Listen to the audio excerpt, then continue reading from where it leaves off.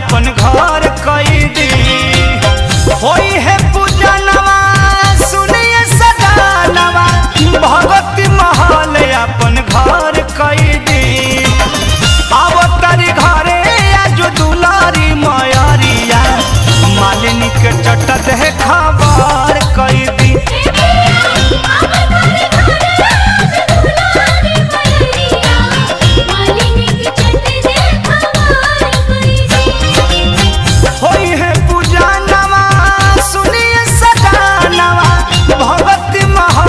अपन घर कैदी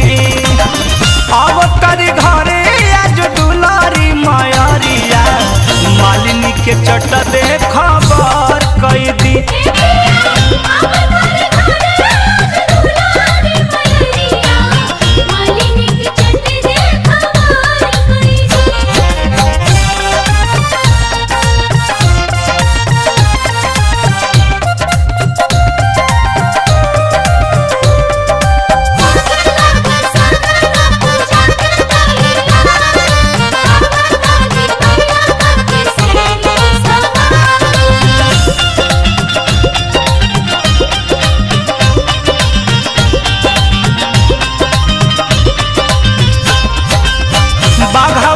चालक रथ लेके उतारी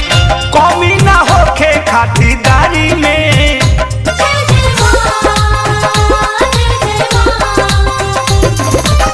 पूजा के सामान सब ध्यान से मंगाई दी पहले से रही तैयारी में चल जाई राजवा दे दी बजा जवा ललक चुनरिया ऑर्डर कैदी चल जाई राजवा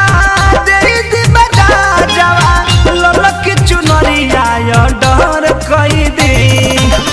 अवतारी घरे आज दुलारी मयरिया मालिनी के चट दे खबर कैदी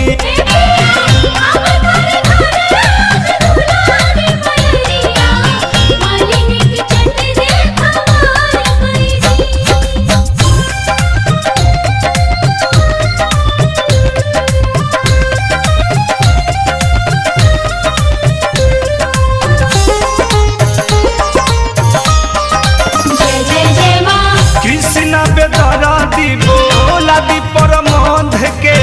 मैया के पचरा सुनाई है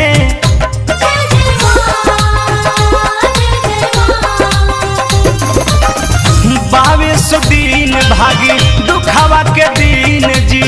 शंकर पा मैया मोहई है सुन राम सेवक नंद सुजीत हो अगन अपन मई हर कैदी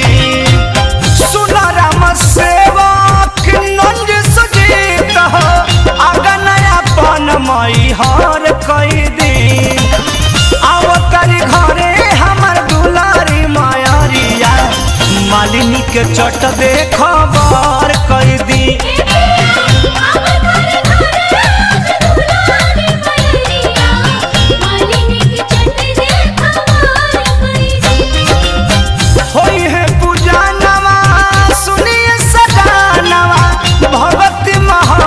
अपन घर कैदी अवतारी घरे आज दुलारी मयरिया